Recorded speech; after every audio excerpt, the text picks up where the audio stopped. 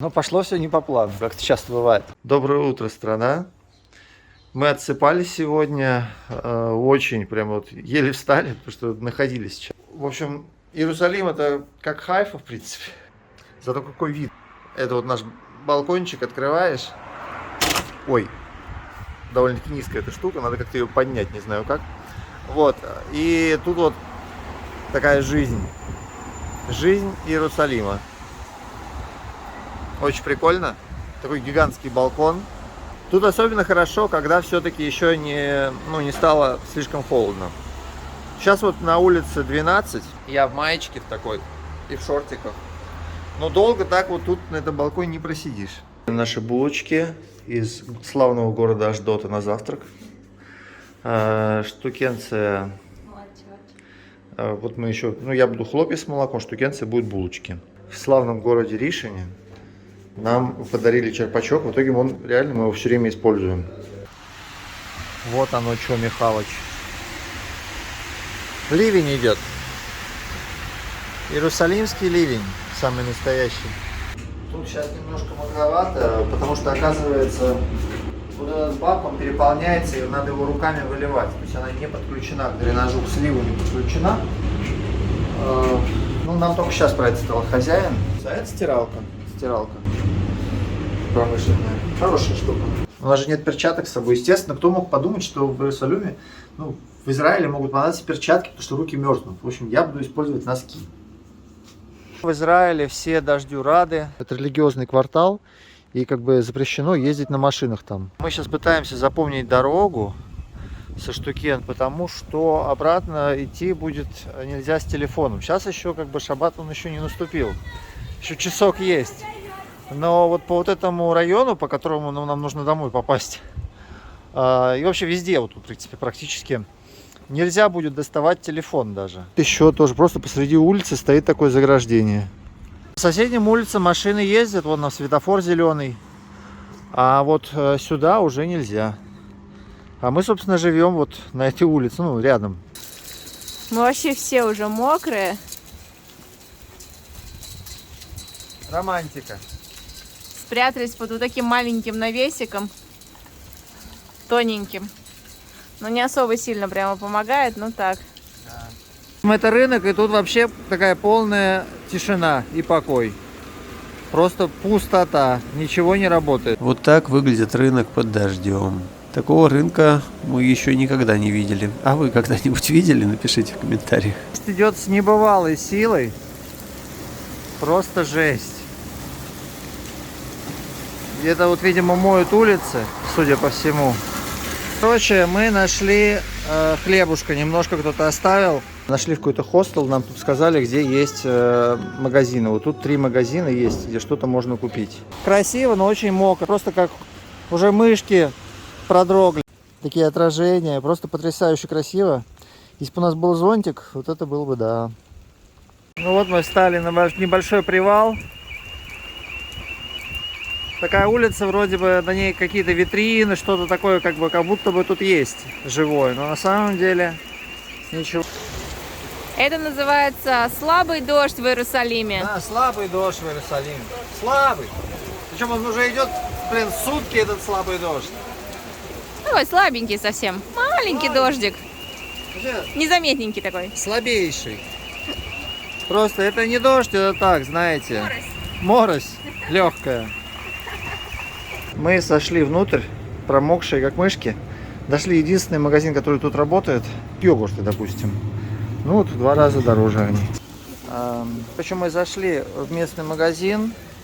Бананы там стоят 17 шекелей за килограмм. Капусту нам взвесили тоже. Капустки небольшой качанчик, он под 20-очку был. То, что мы от одного магазина к другому, в общем, в итоге куда-то далеко ушли. Мы нашли тут еще один магазинчик. И там купили, тут чуть-чуть получше цены. Купили банку горошка. Теперь у нас горошек еще есть. Горошек стоил сколько? 8. 8 шекелей за банку горошка. Жестко, но хотя бы какая-то улица, где какие-то хотя бы кафешки работают. То есть что-то тут живет. Но мы даже цены Не хотим смотреть. Я штурман, поэтому штукенцы тащит наш скромный пакетик. Не, вообще весело, конечно. Такое приключение, знаете, пойти, называется, за хлебом, да. Ну вот что-то купить перед шаббатом. Практически каждый шаббат у нас какая-то жопа. Ну вот совпадает, потому что мы обычно приезжаем в новое место как раз вот примерно в это время. А куда идти, мы не знаем вообще. Я вообще не знаю, где я сейчас тут хожу. Ну слушай, ну как красиво, ну скажи, вот уже дождик почти перестал. Такие туманы, там горы виднеются. Господи, как красиво тут. Уже традиция, в каждом новом городе штукенцы промокают ноги. Ну, сейчас я надела нормальные ботинки наши из Москвы. Но на самом деле у меня тоже сейчас жутко промокли ноги. Несмотря на то, что вот эти ботинки, они, кстати, вообще офигенные, но просто лужи были такие, вот такой глубины. А в итоге, как бы, от ботинок это вообще сейчас не зависит. Все это просто потому, что это Иерусалим, и тут такие суровые дороги. Смотрите, какая красивая улица. Просто как будто бы это фильм про Гарри Поттера. Иерусалим – это особый город, даже под дождем здесь все дышит историей. Наверное, нужна целая жизнь, чтобы исходить все эти извилистые улочки, цветочные парки и памятные места. Здесь мы остановимся подольше, чем обычно, чтобы не спеша насладиться этой стариной и понять, хотим ли мы остаться здесь жить. Красивые божьи коровки. В общем, пока что из всех городов, где мы были, Иерусалим в плане шаббата самый жесткий. Может быть, Бней-Барак, он более какой-то такой еще жестче, я не знаю, но по ощущениям, в общем, тут прям караул в плане магазинов. Одинокие грустные светофоры, которые работают без перерыва, но никого уже особо не пропускают. Вот это вот наша улочка запретная. Тут запрещено снимать вообще-то. Выходим из запретной зоны. Знаете, как в Сталкере зона. Сталкер, какая у тебя добыча? У тебя горошек, я вижу. 3 батона хлеба. Убегать, там уже полиция нравов бежит за нами. План был такой, то что вчера вот мы пришли в магазин на 100 там с чем-то шекелей, накупили еды и специально не брали овощи и фрукты, потому что мы думали, а овощи и фрукты мы купим как раз перед началом шаббата на рынке. И вот мы сегодня пошли на рынок, но из-за того, что шел дикий ливень, мы выбрали момент, когда он еще типа не идет почти. Это называлось почти не идет. А в итоге пришли уже, когда все закрыто. Наш сегодняшний хлеб вкусный. Полуишница, полуомлет.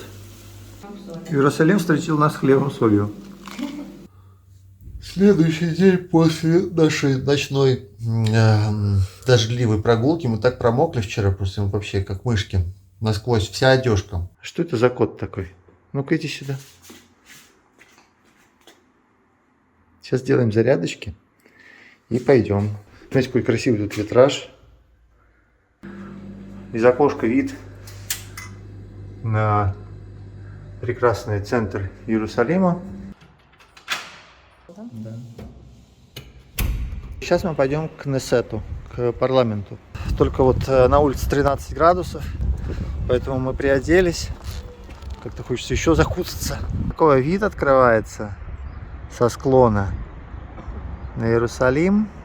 Спуск туда идет по таким вот приятным дорожкам. Не очень большой наклон. То есть люди даже с сложностями передвижения, они могут спокойно тут путешествовать. Очень клево. То есть вот ты идешь по таким дорожкам. Можно, в принципе, везде такие сделаны площадочки, терраски, где можно просто взять и посидеть, полюбоваться. Тут очень красиво. Прям вот приятный перекресточек. И вот мы сворачиваем. Идем против этих стрелочек. Есть стрелочки какие-то, а мы вот по противоположным. И тут, кстати, есть много камней памятных. Сир Чарльз Глор Хилл Гарденс, Иерусалим Фаундейшн. Очень нарядно тут гулять. Прям что-то такое сердце Иерусалима, и оно такое зеленое, прям замечательно. Погода хорошая. Ну, где-то там вдали какие-то тучки, но я посмотрел прогноз, не должно быть больше дождя. Надеемся. Потому что штукенца, конечно, вчера вымокла вообще как мышь. Ну, я как еж. Да, солнышко вышло. Ой, хоть тепло стало. Штукенца в шарфе. Приятно погреть моську. Греет моську свою. Мне так нравится в Иерусалиме. Давай тут жить. Да. Такие приятные сосенки. Прям вот этот парк, он очень здоровский. По нему одно удовольствие гулять. Я что-то даже не припомню в каком-либо городе, где я был, чтобы такой приятный парк был в центре города. Именно, чтобы ты шел по склону, и вот вдоль росли всякие сосны красивые, камни были вот такие вот везде. Какая-то штука стоит, кто-то тут живет, мне кажется, вот под этим мостом, прямо в сердце Иерусалима. В общем-то, ну тоже, как бы, да, везде есть жизнь, как говорится. Вот такой мост тут есть, вот вам лайфхак. Мы поднимаемся уже в горку, но мы спускались с горки вот в этот овраг, и я так радовался, думал, ох, как здорово. Я думал, где-то тут, собственно, этот парламент и находится на дне. Но нет, нам теперь нужно вверх. Вверх идти. Ну ничего, на самом деле, прям приятно на солнышке погреться. Сейчас как раз сейчас досушим одежду, которая на нас. Тут видны какие-то древние здания с таким куполом. Девочка, вот мы сейчас спросили, она нам рассказала про этот монастырь. Она говорит, что это... Она там только что была. И вот он как раз сейчас открыт. Это католический монастырь. И его кресты сделаны из дерева какого-то очень такого важного. Ну, в общем, он красиво выглядит. Этот монастырь, это, как я понимаю, часть паломников, которые тут же центр 3 мировых религий, Иерусалим. И вот они приезжают и вот все святые места стараются обойти. Тут какие-то именно остовы, фундаменты каких-то древних мест. А мы вышли вот на такое местечко. И, собственно, вон он, да, где-то в зелени скрывается. Вот это, походу, здание парламента. Туда водят даже... экскурсии водят.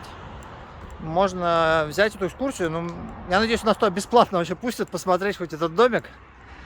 Ну, кстати, например, здание Государственной Думы в Москве, оно абсолютно неинтересное. Да? То есть я мимо него миллион раз проходил на Тверской, и как-то абсолютно скучное серое здание. Сейчас вокруг него еще забор какой-то поставили после того, как, помните, там были митинги. Тут такие красивые желтенькие цветочки везде. Я таких еще не видел, кстати. Такие часы, но они, в общем, сделаны так, что по ним время очень сложно понять. Кстати, какие-то раскопки, что ли, идут. И вот он, парламент. Ура! Центр демократии Израиля. Собственно, перед входом в парламент вот такое нарядное здание, но непонятно, что это, потому что в Google картах все на иврите написано. Вроде вход свободный, посмотрим. Тут, кстати, выбрито красиво кустами что-то написано. Наверное, написано, что это Кнессет. Мы пришли, там нас спрашивал сотрудник охраны, типа, есть ли у нас что-нибудь для self-defense. Естественно, у нас ничего нет. В общем, нас спокойно сюда пропустили. И вот тут какие-то домики такие, ну, видимо, это пропускной пункт. И вот, собственно, здание парламента. Оно за такими стеклянными заборчиком, за таким. Ну и, соответственно, вот такой вот домик. И в этом домике решаются судьбы израильтян всех и Израиля, потому что это самый главный орган. Тут центр принятия решений, вот он. Тут на самом деле этот парк, он продолжается, то есть вокруг Кнессета огромный парк. Ну и вот с этими древними всякими строениями, всякими крепостными стенами полуразрушенными. Прикольно, что рядом с Кнессетом живут очень умные вороны. Она взяла какой-то кусочек и с ним банка из-под йогурта выедает. Отсюда открывается такой очень прикольный вид.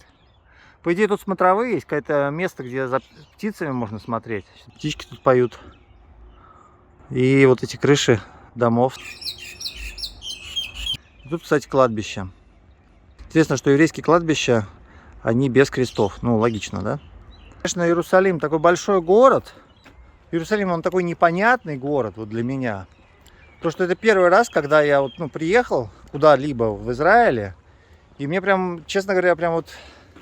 чешутся руки какого-нибудь гида нанять. Вот, но прям, то есть он настолько большой и сложный. Здание Верховного суда в Израиле, это вот очень важный прямо место. Ну, то есть парламент, Верховный суд, тут очень грамотно устроена система. Система сдержек и противовесов. Ну, лучше, чем в США даже сделана, именно потому что страна меньше, и ее проще организовать хорошо и правильно. Первый раз в жизни вижу такую необычную смотровую.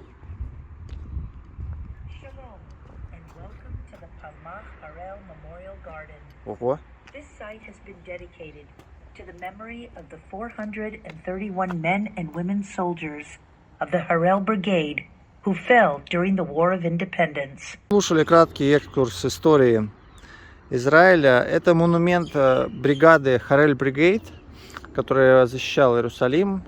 И в шестидневной войне тоже активно участвовал. В общем, это имена павших. Такой вот монумент. Но на самом деле мы как бы уже несколько просмотрели фильмов про историю Израиля. Штук 5, наверное, разных. Но надо еще продолжать, так сказать, смотреть еще и еще. Потому что сложно так это все сразу. Тут, кстати, тоже имена, видимо, людей. Сложно сразу все это как-то все воспринять. Уж больно насыщенная история. И вот отсюда видно тоже город, красиво. Ну, это сильный, короче, монумент на самом деле. То есть, особенно когда тебе это все рассказывают, и там еще звуки всякие. Наконец ощутил себя немножко ближе к истории Израиля. Шкенция стояла такая завороженная, слушала, завороженная. Мне очень понравилось, как они сделали так громко, на всю улицу включаешь историю, и все прохожие слушают, и еще звуки такие, как будто 3D кинотеатр, не хватает только брызгов какой-нибудь воды, очень атмосферно выходит. Да, мы встретили первую зарядку до электромобилей. Мы все ждали, искали, где же они. Значок даже не помню. Да, вот, собственно, первая зарядка, которую мы увидели. Как это все делается. Такую штуку вставляешь, платишь. И кто-то вот заряжает свою машинку. Это Шкода, да, машина, наверное. И вот еще кто-то заряжает машинку. А Теслу? Слушай, Теслу кто-то заряжает. Прикольно. Вот так вот это выглядит. Зарядка для электромобилей с этими самыми электромобилями. В самом историческом городе мира, куда мы хотим пойти? Отгадайте. Мы хотим пойти в Макдональдс. Вот не написано нигде в Google картах, то есть она даже отмечена, что это есть, написано скульптура, но не написано, к чему она приурочена, в чем как бы фишка. Тут такой прикольный мостик из суда, чтобы перейти вот в другое место. И тут, кстати, тоже есть Макдональдс, но сейчас он закрыт. То есть судьи Верховного суда могут так хоп и в Макдональдс. Вот это правильно. Мы стоим, кстати, тут клены растут. И уже листочки с них опадают. Вот говорят, что есть какой-то дресс-код. Да, я стеснялся в футболке тут ходить. Тут у нас, ну, во-первых, кино. Кино это, конечно, очень важно. А главное, счетная палата находится. То есть вот все здания всяких, ну, таких главных государственных служб, они все находятся в центре. Очень удобно, можно друг к другу ходить в гости. Там какая-то огромная совершенно площадка детская, просто гигантская. Я таких не видел никогда в жизни. Это как, да, то есть это как Диснейленд, но, видимо, бесплатный. Круто вообще. Очень красиво. То есть тут потрясающе гулять. Я вот если вчера я так сильно продрог и промок, и было как-то так плохо, то сейчас я начинаю любить Иерусалим. Понемножку так вот, несмотря на его такой довольно-таки прохладный и мокрый прием. Довольно-таки демократичная атмосфера. То есть все как-то, кто как хочет. Открытые пространства большие. То есть вот Иерусалим, который мы видели, вот эти предыдущие пару дней, он какой-то другой совсем, не такой, как в центре. Много пустого места, и от этого хорошо дышится. Я такой, вот это мои любимые места в любом городе, где просторно. Да, в общем, тут встречаются тоже собачьи неожиданности. Вообще я понял, как это все работает примерно. То есть вот места, куда лучше на машине не приезжать в шаббат и с телефоном не заходить, это места, которые перегорожены. То есть если на входе в улицу стоит вот какой-то шлагбаум, самодельный зачастую, там из чего-нибудь сделанный, то лучше туда не ходить с какими-то электронными устройствами, чтобы никого не раздражать просто. Вряд ли тебе там что-то сделают прям. Ну, потому что мы вчера вот ходили всю ночь с телефоном везде, но... А по вот таким обычным улицам вполне можно ходить, вот машины ездят, как бы ничего. Средневековые, да. То есть не очень широкие, как бойницы, но все-таки пошире, чем бойницы. И вот, ну, справа тут прикольнее, на самом деле. Тут такие вот совсем аутентичные строения. Да, все так потемнело, и от этого стало лучше. То есть оно такое, видно, что старенькое. Пока что в Иерусалиме, кстати, вот такая вот штучка, чтобы ездить. Пока что никто нам ничего не говорил такого плохого, не шугал нигде в Иерусалиме. И даже не смотрели как-то так, знаете. То есть, Вот в Бней-Браке, когда мы были, в Бней-Браке, там как бы, вот когда я был в такой коротенькой маечке все-таки, тут вообще как бы нас особо не замечают, мне кажется. Там где-то Парижская площадь и Макдональдс. И интересно, что наша улица, ну вот эта вот, соседник нашей улицы, называется Усишкин. Мне очень понравилось название. Это домик, на нем множество каких-то баннеров. И особенность еще его, то что тут сверху, вот вместо подсвечника, тут такие лампочки. Такого мы еще не видели. Очень любопытно. Казалось бы, обычная стена, скучная какая-то, но потом так хоба, и тут вот такой встречается камушек. Блин, я наступил. Камушек, блин. Ну вот камушек, короче. Вот встречается вот такой вот камушек. Он прикольный. Да, потому что... Сейчас я аккуратно. Потому что он вот один такой. Необычный камушек. Ну вот то, что я снял этот камушек, мне кажется, оно стоило того, чтобы я наступил в эту мину. То есть вот улица, она перегорожена. Поэтому лучше туда не суваться. Ну только если вот вам очень не надо прям. В принципе, можно ходить, вот я как бы делал так. Я иду по какой-нибудь улице такой, я вот так держу телефон такой. А у меня нет телефона. Какой телефон? У меня нет телефона. Тут даже вот такие обычные домики, они очень необычные. То есть тут все они разные. Все реально классно. То есть вот в этом фишка Иерусалима. Переулочки с кафешками работающими, между прочим. Вот. Дома строятся в Иерусалиме тоже, кстати. Прикольные тут домики, вот какие-то они самобытные все. Вроде обычный дом такой, ну, такой серенький, какой-то грязненький, но тоже в нем что-то есть. Прикольные тут такие домики тоже вот. Они такие все темненькие какие-то, пятнистые. Ну а мы идем прямо. Это улица Бен-Иуда, такая она арбатская. Такой вот Арбат, но только он идет вниз. Такие граффити на мороженых фургончиках с мороженым. Вот такие тут домики вдоль улицы Бен-Иуда.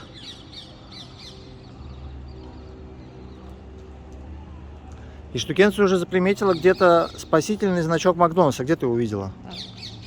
Ой, там увидела? Да. И правда, вот он спрятался. Такой переулочек, и мы видим тут телефон-автомат. Мне кажется, он даже может работать, вы знаете?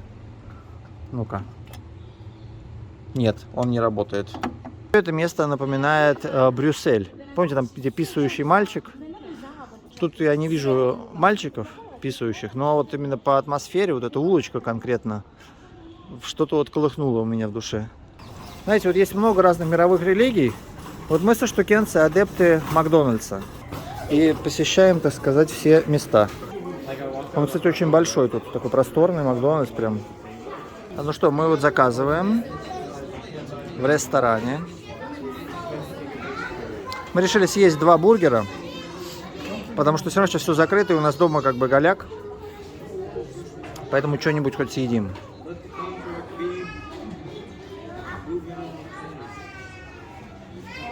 Биг Мак.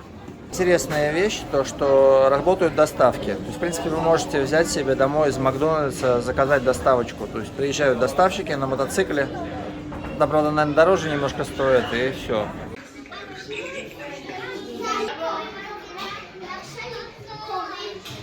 Господи, это самое уютное место, которое я когда-либо была в Макдональдсе. Это будка, в которой ты сидишь и смотришь на улицу. И там подсветка такая красивая, отдельный стол и 2 стульчика. Медведь, ты выбрал самое лучшее место. Сидим, наблюдаем за людьми через наш аквариум и обсуждаем, что нам делать, всякие планы. Вообще Макдональдс очень медитативное место, в котором очень хорошо можно взглянуть на свою жизнь. Там, кстати, чуваки греются рядом с Макдональдсом. Тут, кстати, реально столько бездомных и просящих милостыню я не видел. Тут кафе прикольно называется Bagel кафе, то есть кафе рогалик. Я занимаюсь разработкой рогаликов, и, в общем, это мое кафе. Рогаликовое кафе. Мы только что видели, как забор с одной из улиц убрали. То есть потихонечку Иерусалим начнет оживать. Home sweet home. Сейчас сядем монтировать, программировать.